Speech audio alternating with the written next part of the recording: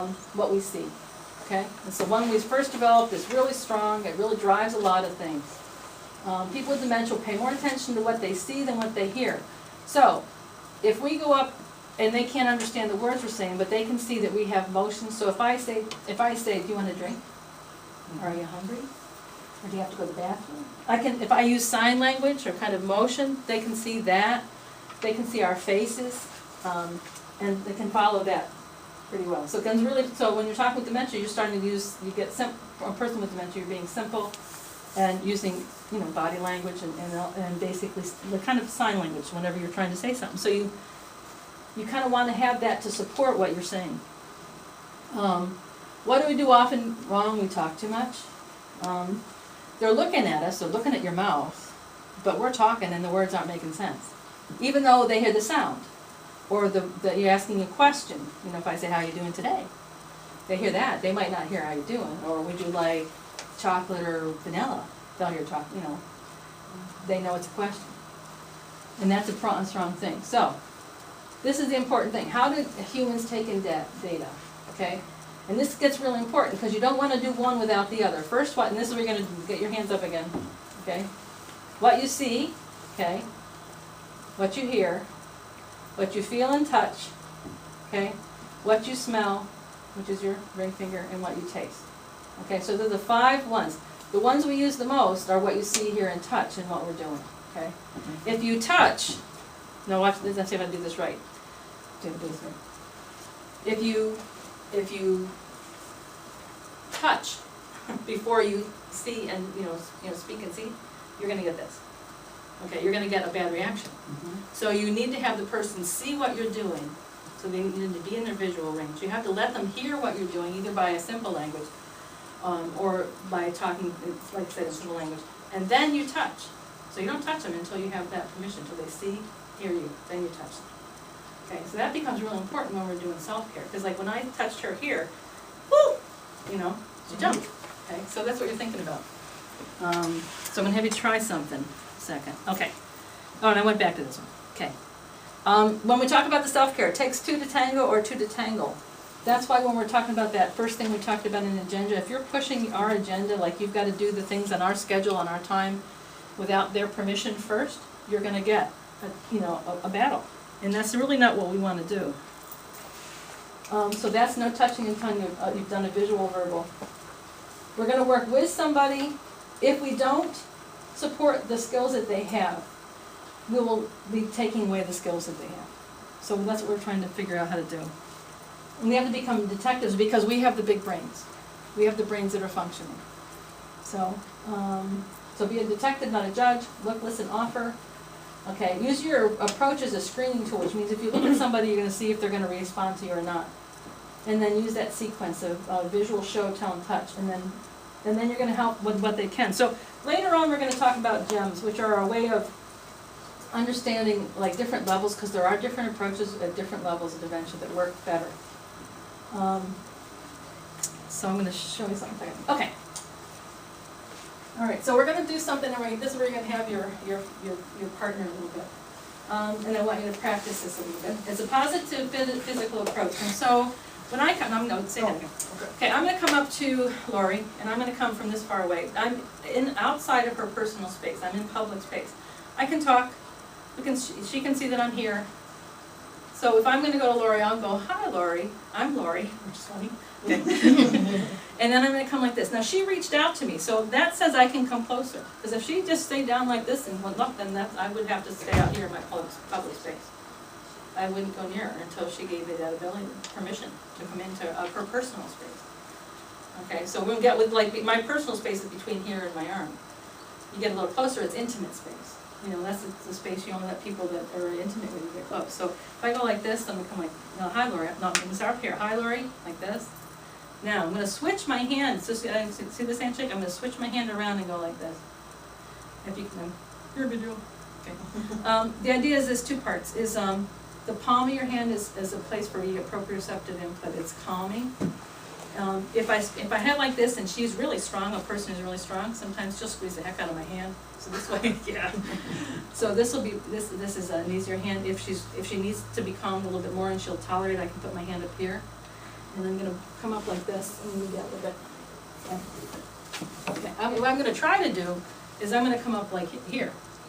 And I'm gonna try to talk to Lori from here, which is, I'm outside that field of vision. So if you do that, but what I'm gonna have you try with your partner is try one of you with the person with dementia, try to have that binocular vision, and see the difference of how if I come up and I'm talking to her like this, and I'm pretty close, and I'm in that whole field of vision. She can't get away.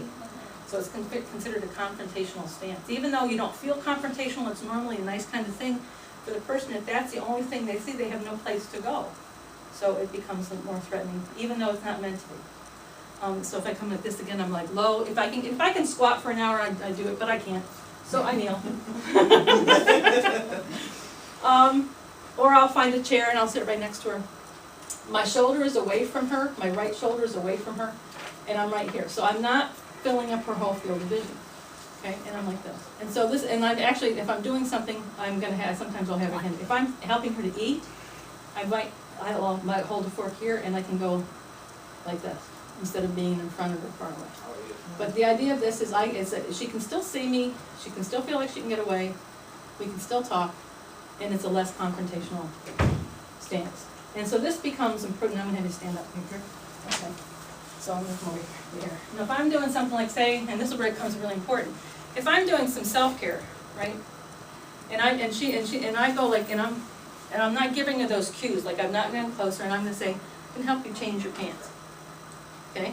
She's going, But if I'm going up like this, what I'm going to do, even if she didn't have the ability to take her pants, to zip her, I can help her button, but she's doing it. So it's not like me reaching into her space. She's with me. She knows where I am.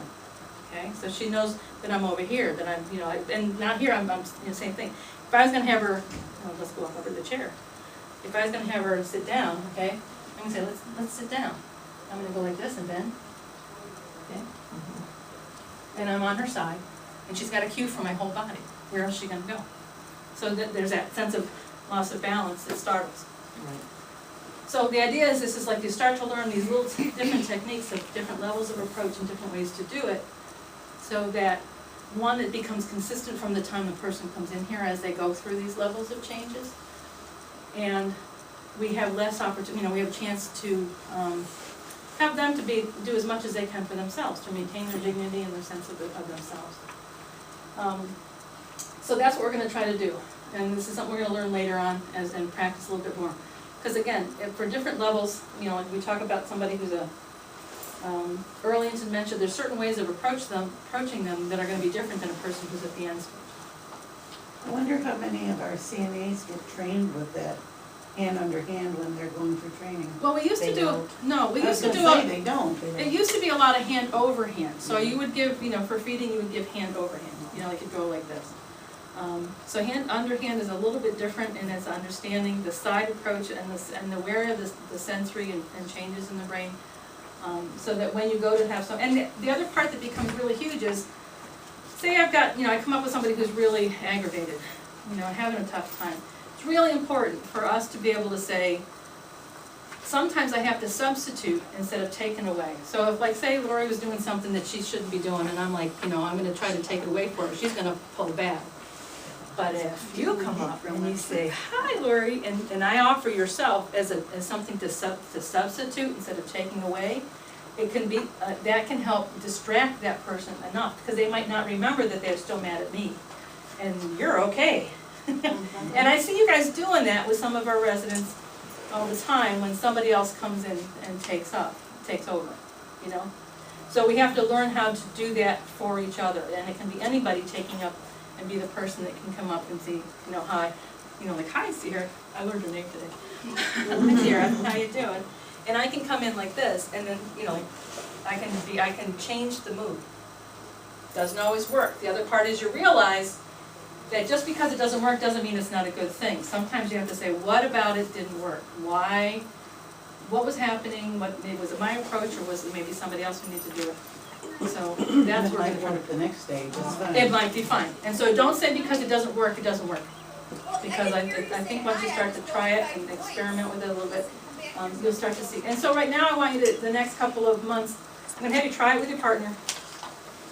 And the next month or two, whenever we get the next one going, Start to see if it makes a difference if you approach from the side. If you try and make sure that you're aware that they're seeing you, hearing you before you touch them. See if that makes a difference. Okay? So, last thing you gotta do, find your partner. You have to move. You have to say, hi, my name is, and try that approach and see if you can figure out how to do that hand under hand. So, I'm sitting here. I bet you can. She's not watching. How are you today? Handshake. That's what I said, hey man. Are you wearing it? And you know what? Really good. When she worked with me. I hope that's what she's talking about. Okay, so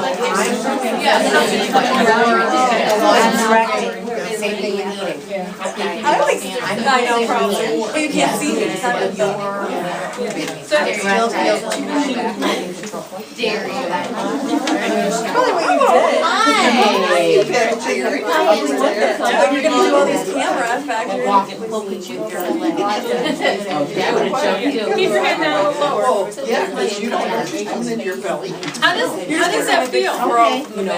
I mean, it's kind of a weird thing. We are trained from birth to be polite to people. We are trained to respond to people. We are trained to, if you say I'm sorry, to let things go a little bit. So there's some of these things that we've learned from when we were little, kind of, there's strong strengths that we can use. Closer to my body. Okay? So, thank you for coming. And if you have any questions, let me know. And like I said, we will